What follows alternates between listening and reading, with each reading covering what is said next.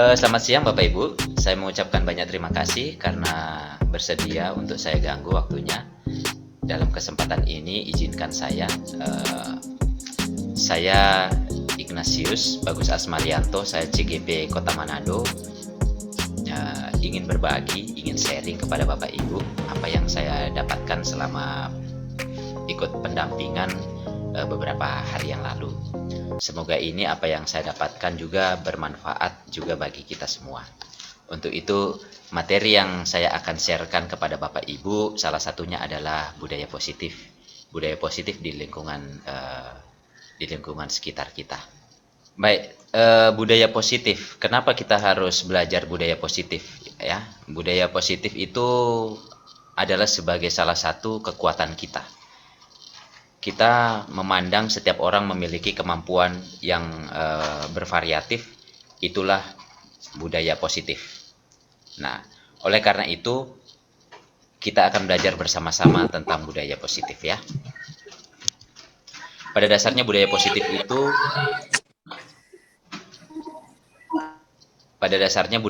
itu lahir dari pemimpin kita, yaitu Ki Hajar Dewantara ya.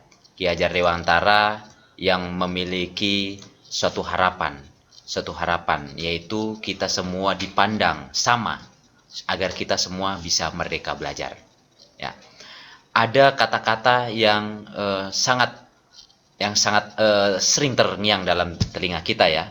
Ada kata Ingarso Sung Tuludo, Ing Madio Mangun Karso, Tuturi Handayani. Ini adalah kata-kata dari Ki Hajar Dewantara yang artinya adalah sebagai guru kita mampu berdiri di depan untuk memberikan teladan, di tengah dapat membangun semangat, di belakang memberikan dorongan, yaitu kepada semua peserta didik guna mencapai tujuan, yaitu pendidikan, yakni memerdekakan manusia. Memerdekakan manusia itu tidak lain dan tidak bukan, yaitu dapat sehat raganya dan bahagia jiwanya. Sama seperti kita merasa merdeka apabila kita mengalami kebahagiaan secara jiwa raga ya. Kebahagiaan secara jiwa raga. Begitu juga kepada peserta didik. Peserta didik kita merasa bahagia atau merasa merdeka apabila mereka juga dipandang sebagai suatu bagian dalam suatu pendidikan di kelas. Oleh karena itu, sangat perlu kita belajar sebagai budaya positif. Budaya positif dalam hal ini kita memiliki mindset dalam benak kita bahwa setiap peserta didik itu memiliki kemampuan yang berbeda-beda, sehingga dampaknya pada pembelajaran yang berdiferensiasi. Nah, pembelajaran berdiferensiasi dinyatakan situ bahwa diferen itu berbeda. Nah, yang berbeda apanya? Yang berbeda adalah kebutuhannya. Nah, di sini kita akan belajar tentang budaya positif. Apakah pada saat kita mendidik seorang anak, apakah kita menjadi seorang penghukum? Nah, seorang penghukum biasa menggunakan hukuman fisik maupun verbal, ya. Orang-orang yang menjalankan posisi penghukuman ini senantiasa mengatakan bahwa sekolah memerlukan sistem atau alat yang dapat lebih menekan murid-murid lebih dalam lagi. Misalnya, kata-katanya, patuhi aturan saya, atau awas. Nah, atau awas tidak aktif kamera, ya. Awas tidak aktif kamera ya. Saya akan keluarkan kalian dari Zoom meeting ini. Semoga tidak ada di antara kita yang seperti itu ya, Bapak Ibu. Atau apa lagi ya yang kata-katanya seperti itu. Misalnya, kamu ini saja selalu salah, ya itu menghukum ya, menghukum. Kamu ini selalu ditanya, contoh ya, Ibu Rizka ya untuk mata pelajaran matematika, misalnya 2 kali 2 selalu salah, selalu salah. Itu adalah menghukum. Atau misalnya, kenapa selalu salah? Kenapa begini terus? Nggak bisa lebih baik lagi. Itu. Kemudian pasti seperti itu ya. Itu adalah ciri-ciri kita sebagai pendidik yang menghukum. Dan ini guru seperti ini senantiasa percaya hanya ada satu cara agar pembelajaran bisa berhasil, yaitu caranya siapa? Caranya Ibu Anastasia, atau caranya Pak Sisko, atau caranya Ibu Rizka, dan sebagainya, atau caranya Ibu Agrin. Jadi menganggap hanya cara dia yang benar. Itu. Kemudian, membuat orang merasa bersalah. Pada posisi ini, guru akan berusaha lebih lembut. Iya, selamat pagi Ibu Rizka. Mungkin seperti itu nadanya ya, Ibu Rizka ya. Nah, membuat orang merasa bersalah akan menggunakan keheningan yang membuat orang lain merasa tidak nyaman, bersalah atau rendah diri. Kata-kata yang keluar dengan lembut ini akan seperti ini biasanya. Ibu sangat kecewa sekali dengan kamu. Ibu sangat kecewa sekali dengan kamu, Ibu Rizka. Nah, atau berapa kali Bapak harus memberitahu kamu ya? Nah, atau gimana coba kalau orang tua kamu tahu kamu berbuat begini? Nah, atau misalnya, oh bagus, kamu tidak usah buat-buat PR ya. Nanti ibu akan berikan nilai kamu 0. Nah, contoh seperti itu. Ya, tentunya dalam posisi ini murid akan memiliki penilaian diri yang buruk tentang mereka. Jadi untuk kepercayaan diri mereka itu tidak akan timbul dan orang pasti akan sangat kecewa. Anak-anak akan dalam proses pertumbuhan pasti tidak percaya diri. Nah, itu ya. Oke, terima kasih Ibu Yubilianti yang baru gabung ya. Kita sudah setengah perjalanan. Kemudian ada sebagai teman. Ya, ini semoga saya harap ini di antara kita ada yang sebagai seorang teman. Kalau posisi budaya positif kita, kalau kita memposisikan diri sebagai seorang teman ini, guru berposisi tidak akan menyakiti murid, ya. Namun akan tetap berupaya mengontrol murid melalui persuasi, ya. Posisi teman pada guru bisa negatif atau positif. Positif di sini berupa hubungan yang baik ya, yang baik. Misalnya Ibu Yulianti dengan murid-muridnya ya, pasti akan membina hubungan yang baik dekat dengan murid-murid seperti itu. Tetapi ada hal yang tidak baik juga.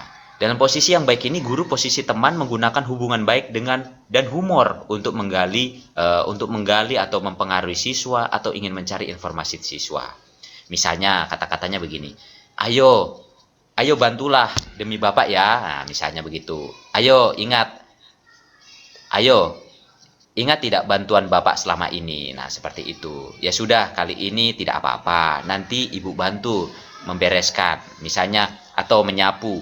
Misalnya, hari ini tugasnya Agrin dengan Frankie menyapu. Lantaran mereka tidak menyapu, biar nanti Ibu bantu ya untuk menyapu. Nah, seperti itu. Kemudian hal negatifnya dari posisi ini, posisi teman adalah bila suatu saat guru tersebut tidak membantu, maka murid akan kecewa dan berkata, saya pikir Bapak atau Ibu teman saya, ternyata hanya dibiarkan. Nah, seperti itu. Jadi mereka sudah memiliki sikap ketergantungan, ya. Mereka sudah memiliki sikap ketergantungan dengan Bapak Ibu guru. Nah, seperti itu. Kemudian jika kita sebagai mentor atau pemantau, nah, ini agar menciptakan budaya positif ya Bapak Ibu, agar menciptakan budaya positif. Tetapi sebelumnya kita sudah melakukan sebuah kesepakatan. Nah, contoh kesepakatan di dalam kelas, mungkin Bapak Ibu sebagai wali kelas sudah melakukan kesepakatan. Sekali lagi di zaman sekarang tidak ada lagi aturan ya Bapak Ibu. Aturan itu hanya keluar dari kita sebagai seorang pendidik. Namun kesepakatan adalah kolaborasi antara pendidik, wali kelas dengan murid-murid kita.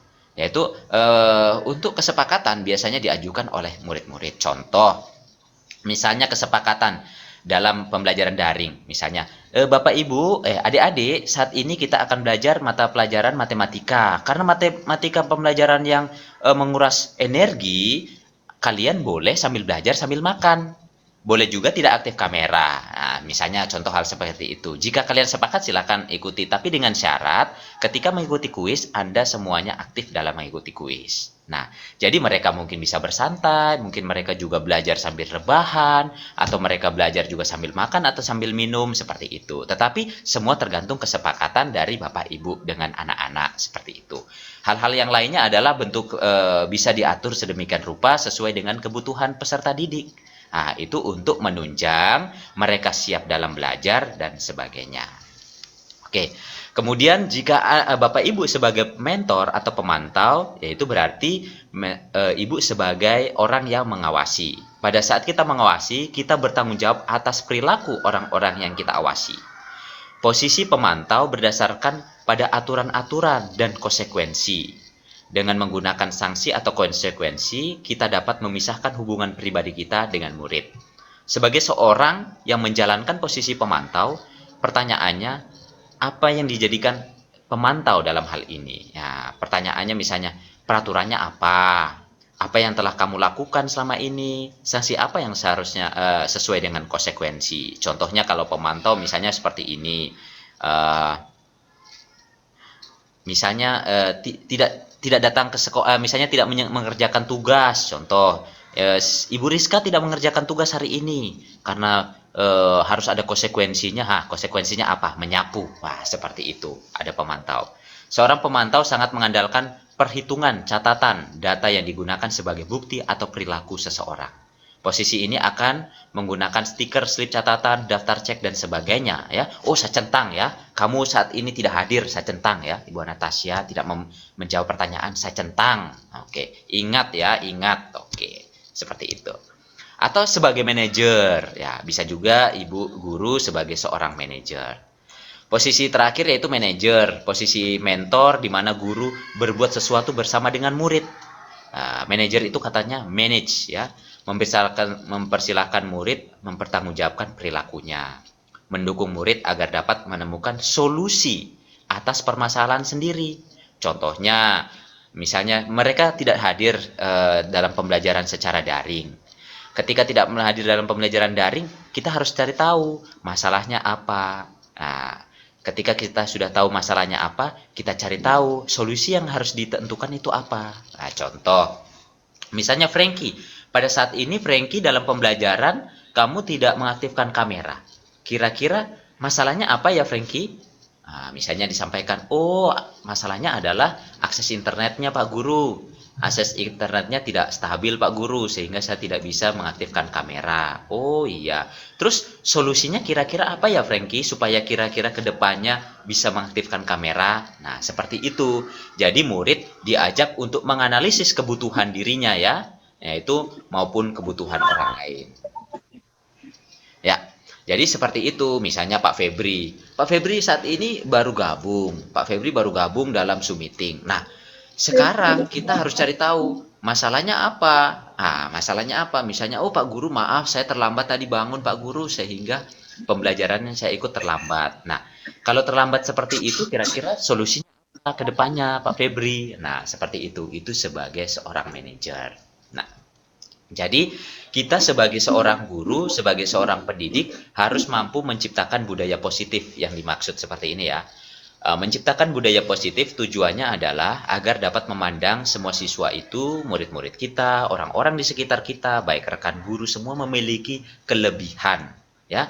Karena itu yang akan dapat menggerakkan komunitas. Nah, sebagai contoh, Ibu Anastasia saat ini sebagai kepala sekolah.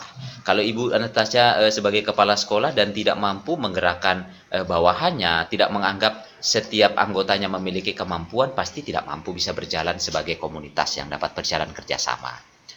Misalnya Ibu Anastasia dapat menjalankan tugasnya secara mandiri. Itu tidak juga seperti itu. Nah, jika menghadapi situasi misalnya anggota-anggotanya misalnya sering terlambat datang ke sekolah, ya kita harus memanggil empat mata seperti itu. Kemudian kita komunikasikan, kenapa Pak Frankie terlambat untuk join Zoom? Atau kenapa Pak Frankie tidak datang hadir tepat waktu? Kita harus cari tahu masalahnya apa dulu dan kita usahakan dia bisa menemukan solusinya. Bukan kita harus carikan solusinya ya Bapak Ibu, kita harus mampu mendampingi anak tersebut untuk menemukan solusinya. Solusi agar dia bisa memecahkan masalah yang dihadapi saat itu. Nah, seperti itu.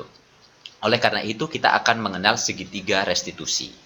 Restitusi itu sebenarnya sebuah timbal balik ya yang seimbang ya. Misalnya Pak Francisco memiliki kesalahan dan harusnya bagaimana untuk mengatasi kesalahan itu. Nah, seperti itu. Kita mengenal tiga restitusi, segitiga restitusi. Dalam proses restitusi ini, murid akan menyadari dia sedang menjadi orang yang seperti apa.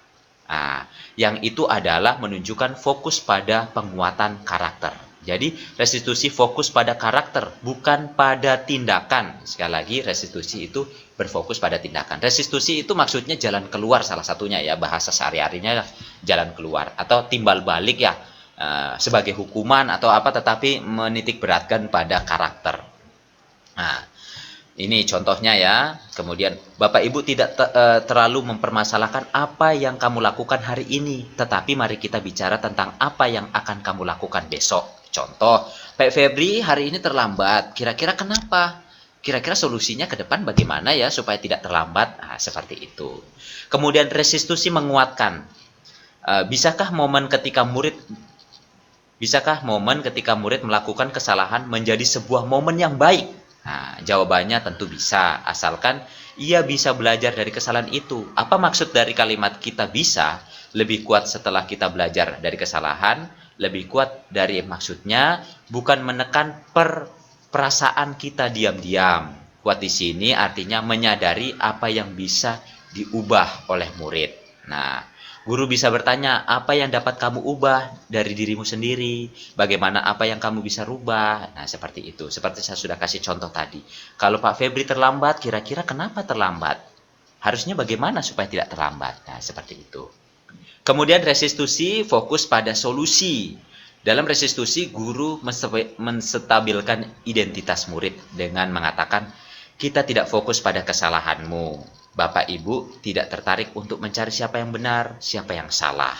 Tapi kita mencari solusi yang kemungkinan akan kita tentukan atau kita sepakati. Kemudian restitusi mengembalikan murid yang berbuat salah pada kelompoknya. Nah, mari kita lihat misalnya praktik pendidikan kita yang seringkali memisahkan anak-anak dari kelompoknya. Misalnya yang biasa kita lakukan seperti ini ya, biasa. Kalau misalnya anak-anak tidak seragam, nah, anak-anak tidak seragam, kemudian kita pisahkan.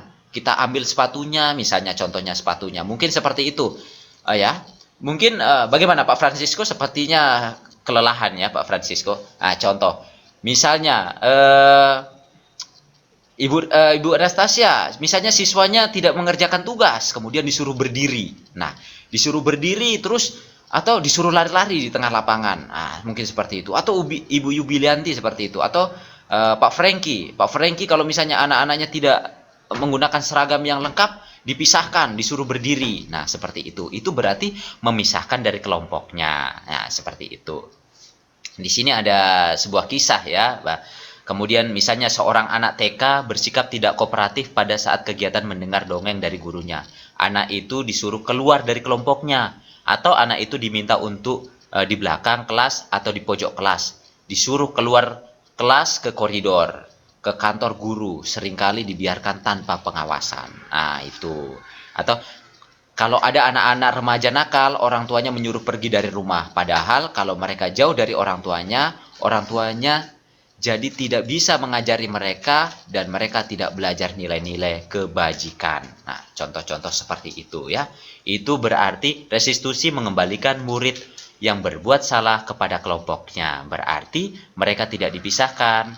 Nah, itu. Ketika anak berbuat salah, kita tidak bisa memotivasi anak untuk menjadi baik. Itu karena kita memisahkan mereka semua. Oleh karena itu kita mengajari mereka untuk mengenal kesalahan mereka dan mereka mendapatkan jalan keluarnya. Nah, oleh karena itu kita mengenal istilah segitiga restitusi. Nah, pertama kita harus di dalam kelas atau di dalam pembelajaran kita ada keyakinan kelas dulu. Seperti itu yang saya jelaskan tadi ya, keyakinan kelas itu bervariasi tergantung kebutuhan murid dan kebutuhan guru mata pelajaran. Contoh, Ibu Rizka kalau mengajar mata pelajaran matematika, contoh, kita ada kesepakatannya boleh bertanya asalkan raise hand terlebih dahulu, boleh. Kemudian kamu ingin menjadi orang yang seperti apa? Di sini menanyakan keyakinan kelas terlebih dahulu. Jadi kita harus menanyakan keyakinan kelas. Kemudian menstabilkan identitas. Setiap orang pasti pernah melakukan kesalahan. Kamu bukan satu-satunya. Jadi sampaikan misalnya ada anak-anak yang terlambat datang ke sekolah. Contoh, keyakinan kelas kita tidak boleh terlambat ya toh, Rizka. Tidak boleh terlambat datang ke sekolah. Tapi kamu saat ini sudah terlambat. Kita stabilkan dulu identitasnya. Kira-kira kamu harus bagaimana ke depannya supaya tidak terlambat lagi. Itu berarti salah satunya adalah validasi tindakan yang salah. Kamu tentu punya alasan mengapa melakukan ini. kenapa Frankie terlambat hadir di kelas? Ya, seperti itu. Kenapa Frankie terlambat hadir di kelas? Kenapa Agrin belajarnya habis belajar sambil makan? Kenapa sambil minum? Ya, bisa disampaikan juga. Berarti itu masalah memvalidasi kesalahan. Kemudian bisa disampaikan, oh Pak Guru, saya sambil makan, sambil belajar, itu karena saya sakit mah saya Pak Guru. Apakah boleh? Oh, tentu Bapak Ibu jika tidak mengganggu, Bapak Ibu bisa persilahkan. Oh, silakan. Silakan sambil makan, sambil minum. Yang penting belajarnya serius ya, kita fokus. Nah, seperti itu. Dengan harapan seperti ini, dengan mengakomodir peserta didik semuanya belajar sesuai dengan mereka yang mereka alami dengan apa ya, mereka merasa fun, mereka apa yang mereka lakukan itu berdasarkan kebutuhan mereka. Contoh juga, misalnya Ibu Yubilianti belajar, sementara belajar bahasa Indonesia. Oh, kenapa ini Anastasia tidak aktif kamera? Kenapa tidak aktif kamera? Ayo, aktif kamera. Kalau belum aktif kamera, saya keluarkan dari kelas ini. Atau saya anggap alpa. Seperti itu. Bisa saja mereka pada saat itu, Bapak Ibu dalam kondisi belum siap belajar. Contoh mereka baru bangun tidur, tapi mereka sudah berusaha untuk join. Nah, kira-kira untuk mengontrol mereka supaya mereka tetap meskipun tidak aktif kamera, meskipun tidak bicara, namun mereka dapat mengikuti pembelajaran bagaimana Bapak Ibu? Tentunya setelah melakukan pembelajaran, Bapak Ibu dapat melakukan tes formatif. Tes formatif itu untuk menguji apakah mereka menyimak atau mengikuti pembelajaran Bapak Ibu atau tidak. Nah, seperti itu. Bisa saja saya dalam kondisi tidak kondusif di belakang rumah saya, tetapi saya menggunakan headset. Di belakang saya ini mungkin sementara di pasar, anak-anak kita sementara di pasar dalam aktivitas. Kan kita salfok jadinya. Oh, kenapa Anastasia ini ada di pasar kemudian sambil belajar? Kenapa tidak di rumah? Di rumah dulu. Silakan belajar. Sementara kebutuhan keluarga mereka harus bekerja sambil belajar. Nah, oleh karena itu, mari kita semoga dengan belajar budaya positif seperti ini, kita bisa mengetahui kebutuhan-kebutuhan peserta didik kita, tentunya dengan kita harus sejalan antara kesepakatan kelas dengan segitiga restitusi. Semoga kita menjadi pribadi-pribadi yang sebagai posisi kontrol yang tidak menakutkan ya Bapak Ibu, salah satunya seperti penghukum, seperti ini ya. Atau membuat orang merasa bersalah, jangan juga seperti itu. Mari kita menjadi seorang teman, tetapi temannya juga harus dikontrol. Mungkin sebaiknya kita menjadi mentor, pemantau, atau sebagai manajer. Supaya kita mampu mendidik mereka untuk menemukan solusi setiap masalah yang dihadapi. Seperti itu Bapak Ibu. Jadi semoga saya berharap Bapak Ibu sebagai guru-guru yang luar biasa hebat ya Bapak Ibu, dengan Bapak Ibu Wakil Kepala Sekolah, dengan Ibu Kepala Sekolah, saya berharap kita semua bisa menjadi guru-guru yang hebat ke depannya dengan menganggap semua siswa itu luar biasa memiliki potensi. Dengan keterbatasan dan kekurangan mereka dalam situasi belajar, kita dapat menerima mereka, tentunya dengan sebuah kesepakatan. Mari kita menjadikan budaya positif ini berimbas kepada orang-orang lain di sekitar kita. Kita dapat terapkan kepada teman-teman kita. Mungkin ketika teman-teman kita memberikan pendapat, kita mendengarkan terlebih dahulu. Jangan langsung misalnya ketika kita dalam pembelajaran di dalam kelas, oh salah, rumus itu bukan tidak seperti itu. Jangan sampai seperti itu. Kita tampung dulu informasi dari adik-adik kita, dari siswa-siswa kita, baru kemudian kita jelaskan. Oh, jadi kamu sudah tahu kekiranya perbedaan pendapat kamu dengan temanmu yang seperti ini apa? Akhirnya kita bisa menemukan mana yang benar, mana yang salah. Jangan langsung patok. Oh, Agrin salah. Oh, Anastasia salah. Yubi salah. Tidak seperti itu. Akhirnya mereka yang baru mau tumbuh, akhirnya ketika dikatakan seperti itu tidak percaya diri lagi. Saya yakin 1-2 kali Bapak Ibu tanyakan kembali lagi, pasti mereka tidak percaya diri untuk berbicara di depan Bapak Ibu. Untuk itu, benar atau salah, mari kita anggap mereka semua sudah berusaha untuk belajar, untuk berani. Seperti itu. Demikian penjelasan saya, desiminasi tentang budaya positif. Semoga apa yang saya desiminasikan ini bermanfaat untuk Bapak Ibu dan kita semua. Jika ada pertanyaan dari Bapak Ibu, saya persilahkan mungkin Ibu Wakil Kepala Sekolah, Ibu Yubilianti, atau Ibu Anastasia, Bapak Francisco sebagai kurikulum dipersilahkan, atau Pak Febri sebagai humas dipersilahkan.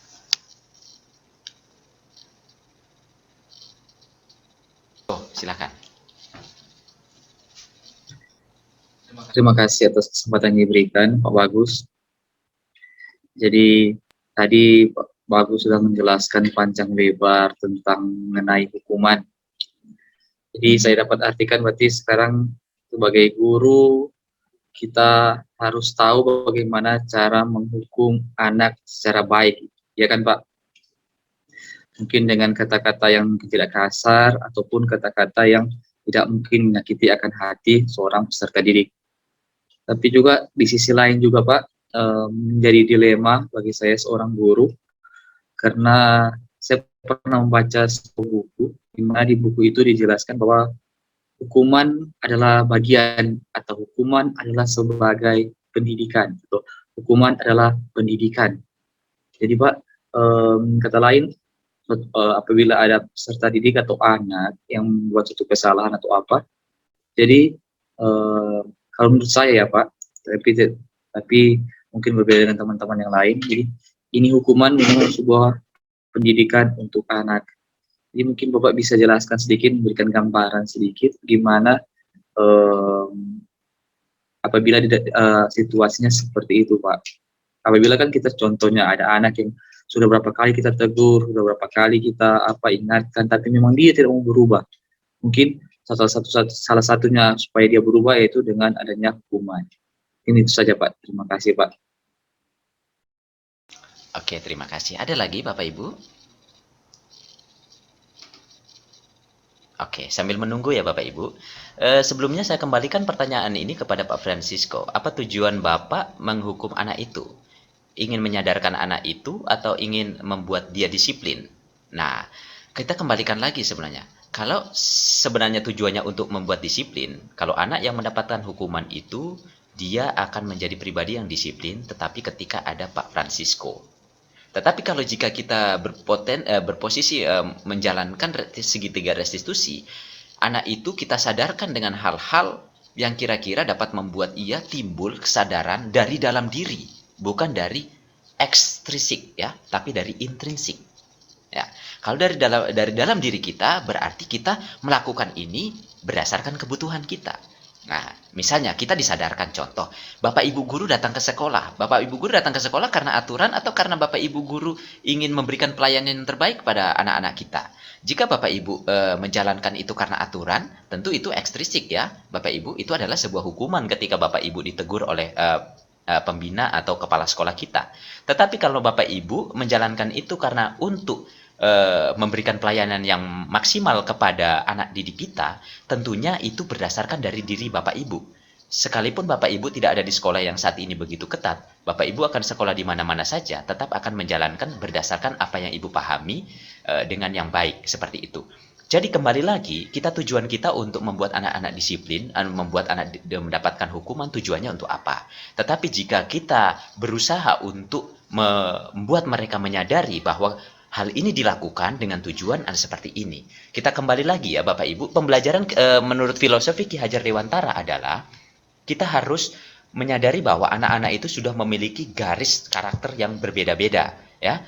Jadi kodrat alamnya itu sudah ada. Itu kodrat alam itu dari mana? Dari keluarga. Kalau Bapak Ibu memiliki siswa-siswi yang memang benar memiliki karakter yang berbeda, apakah kita harus membuat mereka harus berubah? Nah, kita harus menyadari kembali lagi, mereka memiliki latar belakang yang berbeda. Tetapi ingat, kita harus menebalkan hal-hal yang baik dalam diri mereka. Nah, mulai menyadarkan melalui pendekatan. Oleh karena itu, kita harus saling menyentuh. Menyentuh apa? Menyentuh hatinya. Nah, misalnya kita menemui siswa-siswi kita yang luar biasa malasnya. Tetapi Bapak Ibu melakukan hukuman pasti akan misalnya mungkin Bapak Ibu pernah melakukan anak-anak sudah luar biasa malasnya mengumpulkan tugas, tetapi diberikan hukuman pun atau misalnya contoh diberikan hukuman, oke, karena kamu tidak menyelesaikan tugas, saya berikan tugas 2 kali lipat. Apakah itu menyelesaikan masalah dengan hukuman begitu? Pasti tidak. Atau silakan kamu tidak usah gabung-gabung di mata pelajaran saya, setelah selesai tugas-tugasnya dilengkapi baru kalian melanjutkan pembelajaran dengan saya. Apakah itu bentuk dari pembelajaran misalnya supaya mereka sadar? Saya pikir hal seperti itu tidak dalam bentuk hukuman seperti itu. Tetapi ketika kita tahu, oh masalahnya anak ini seperti apa, kita menyadari dulu, kita cari dulu, kita stabilkan dulu identitasnya. Ternyata masalah anak ini untuk tidak menyelesaikan tugas ternyata memiliki media yang terbatas. Oh, setelah itu kita tahu bahwa dia memiliki keterbelakangan karena dia keterbatasan kemampuan.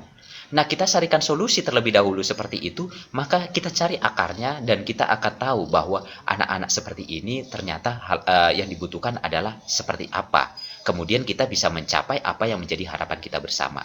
Contoh, anak ini selalu terlambat. Lalu kita hukum di depan kelas dan berdiri di depan kelas sepanjang hari. Apakah seperti itu bentuk hukumannya? Saya pikir itu tidak efektif. Tetapi kita cari tahu dulu. Kita harus cari tahu kira-kira apa penyebab anak ini terlambat. Jika kita sudah cari tahu apa ini anak terlambat, kita pasti dapat menentukan solusinya, tentunya dengan kolaborasi antara pihak guru dengan orang tua. Memang benar apa yang disampaikan oleh Pak Francisco bahwa hukuman merupakan sebagian dari pendidikan. Tapi ingat ya, segala teori itu akan berkembang. Mungkin zaman kita dulu kita belum mengenal istilah pembelajaran restitusi ya Bapak. Sekarang pembelajaran restitusi itu kita sudah kenal. Mungkin di zaman kita adalah pembelajaran yang hanya menerima mentah-mentah dari misalnya seorang guru. Tapi di zaman sekarang guru sudah bukan lagi sebagai seorang apa ya, yang utama, bukan yang utama, melainkan saat ini pembelajaran sudah terbuka. Justru kita sebagai seorang guru, justru kita berkolaborasi dengan anak-anak kita. Bukan kita menjadikan ilmu satu-satunya ada di kepala kita. Justru lain kali ada ilmu yang diperoleh dari anak-anak kita. Untuk itu jangan kita pernah merasa bahwa kitalah yang selalu benar di depan kelas, melainkan kita selalu berkolaborasi. Apalagi saat ini saya mengenal Bapak Ibu yang ada di sekolah, salah satunya adalah sekolah-sekolah penggerak yang mengutamakan budaya positif dan pembelajaran yang berdiferensiasi, yang selalu melakukan kolaborasi dengan anak didik bahkan orang-orang di sekitar kita. Saya pikir tujuan kita untuk membuat orang dihukum itu adalah tujuannya apa dulu. Tetapi jika Bapak Ibu bisa melakukan yang lebih baik, saya berharap kita menentukan yang lebih baik. Demikian. Ya, mungkin itu saja Pak Francisco. Mungkin ada tambahan atau pertanyaan lagi dengan pertanyaan dari Pak Febri. Mungkin ini baru tergabung ya.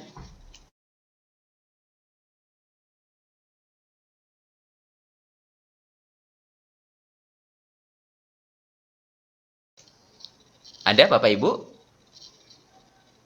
Ya, saya berharap jika tidak ada, saya berharap cukup ya untuk sementara. Kedepannya saya akan melakukan diseminasi dulu lagi dengan Bapak Ibu. Semoga kita menjadi guru-guru yang hebat, tentunya menghargai keberagaman kita semua.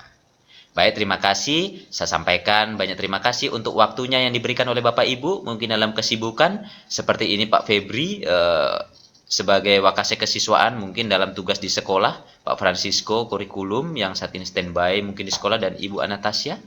Dan terima kasih Ibu Yubilianti dalam proses perjalanan. Semoga tidak mengganggu kita untuk selalu belajar. Oke, terima kasih Ibu Rizka dan Ibu Agrin. Terima kasih dan selamat siang. Terima kasih Pak Bagus. Selamat siang. Sudahkah? Sudah, terima kasih.